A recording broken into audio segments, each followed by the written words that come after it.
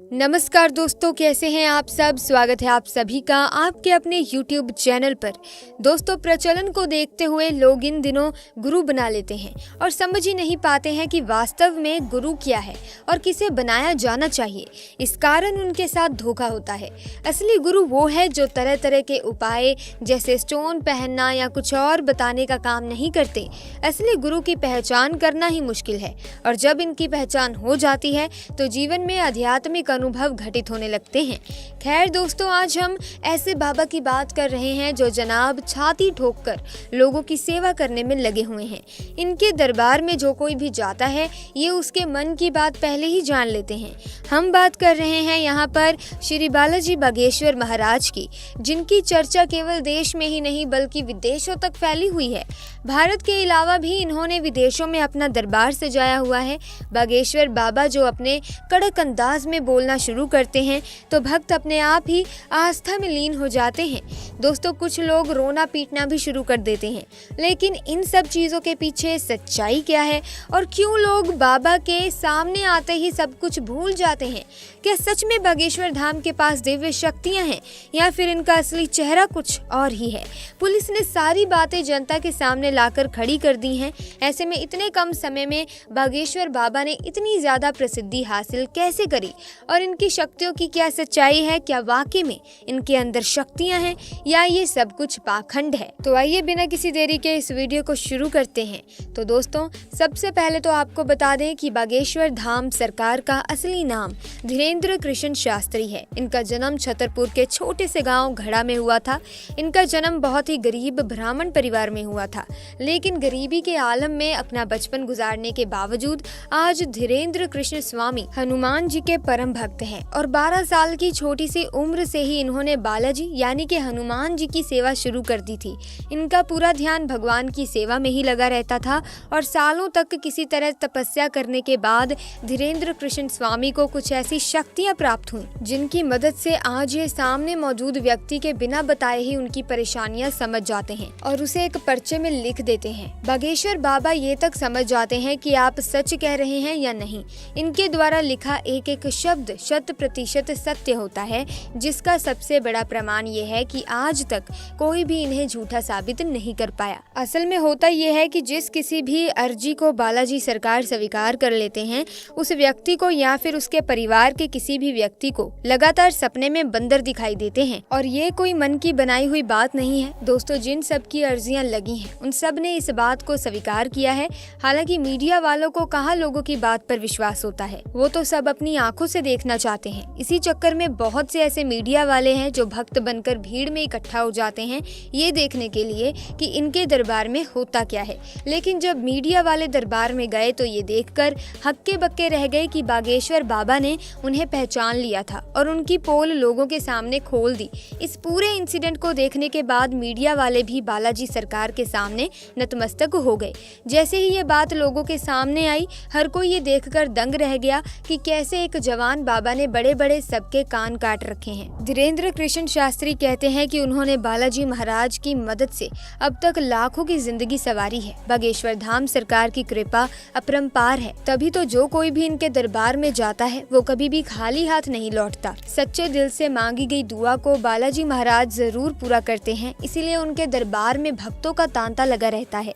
हर कोई बस एक ही मनोकामना करता है कि कैसे भी करके मेरी अर्जी लग जाए और बागेश्वर सरकार उसे खुद अपने पास बुलाएं। कई महिलाएं तो इनके खूबसूरत चेहरे को देखकर इन पर आकर्षित हो जाती हैं। अब उनकी जगह कोई और दूसरा बाबा होता तो वो इस बात का जरूर फायदा उठाता, लेकिन बागेश्वर महाराज ऐसे नहीं हैं। उन्होंने हजारों लोगों के सामने इस तरह की महिलाओं को अपनी माँ और बेटी कहकर सम्मानित किया है। वैसे तो ये अपने गाँव में भी दरबार लगाते ही हैं, लेकिन दोस्तों इसके अलावा ये दूसरे राज्यों और अन्य जिलों में भी अपना दरबार सजाते हैं। ऐसी स्थिति में वहाँ भी बड़े बड़े मीडिया कर्मी और पत्रकार बागेश्वर सरकार की परीक्षा लेने की कोशिश करते हैं। ये नौजवान जुगत माथे पर तिलक लगाकर आखिर लोगों को फंसा रहा है या फिर वाकई में ही इसके अंदर कोई दिव्य शक्तियाँ हैं। दोस्तों, एक बार तो बागेश्वर महाराज जी की तरफ से पत्रकारों को चैलेंज दिया गया, जिसमें पत्रकारों को हार का सामना करना पड़ा, क्योंकि अपने दरबार में आने वाले हर शख्स के मन में क्या चल रहा है उसका ज्ञान बागेश्वर सरकार को बखूबी रहता है। वैसे बहुत ही कम लोगों को धीरेन्द्र कृष्ण शास्त्री के बैक स्टोरी के बारे में पता है। असल में इनके दादाजी भी बालाजी के बहुत बड़े भक्त थे और वो भी अपने दरबार से जाकर लोगों के कष्टों को दूर करते थे। हालांकि उनका दरबार छोटा होता था, लेकिन उनके अंदर मौजूद दिव्य शक्तियाँ काफी ज्यादा प्रबल थी, इसीलिए कोई भी उनके दरबार से निराश होकर नहीं जाता था। और वहीं से धीरेन्द्र कृष्ण शास्त्री ने भी बालाजी की तपस्या करना शुरू की। धीरे धीरे ये हनुमान जी के परम भक्त बन गए, परंतु इनके दादाजी की मृत्यु के बाद दरबार सूना सा हो गया, जिसके बाद लोगों ने धीरेन्द्र शास्त्री से दरबार सजाने के लिए कहा। शुरुआत में उन्हें अपनी शक्तियों का ज्ञान नहीं था, इसीलिए वो इस तरह की चीजें नहीं करना चाहते थे और सिर्फ बालाजी महाराज की भक्ति करना चाहते थे।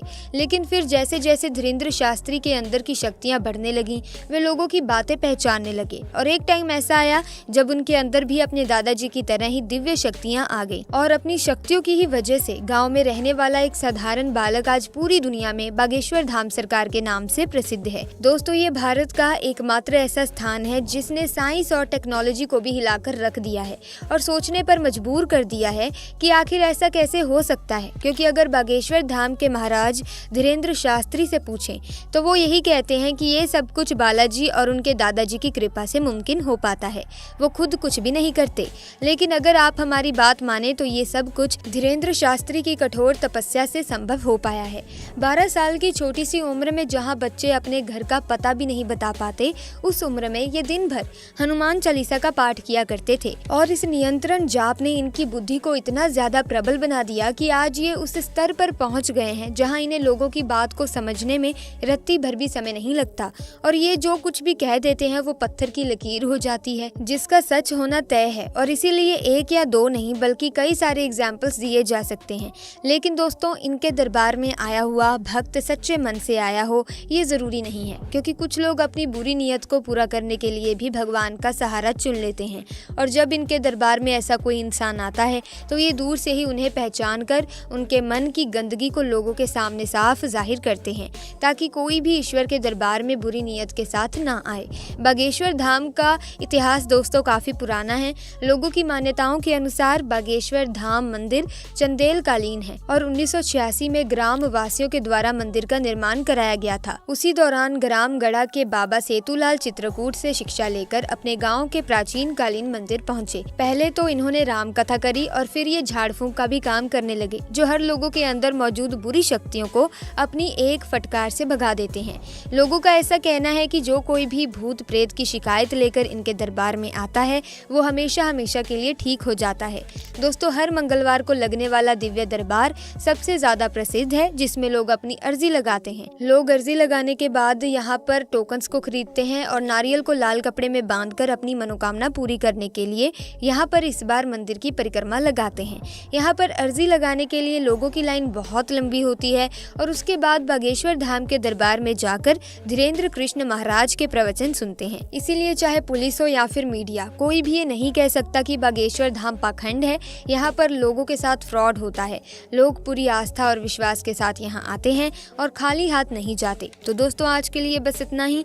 अगर आपको ये वीडियो पसंद आई है तो इस वीडियो को लाइक करें, शेयर करें और चैनल को सब्सक्राइब करके बेल आइकन को प्रेस कीजिए, ताकि आने वाली नई वीडियोस की अपडेट आपको मिलती रहे। आपका बहुत बहुत धन्यवाद।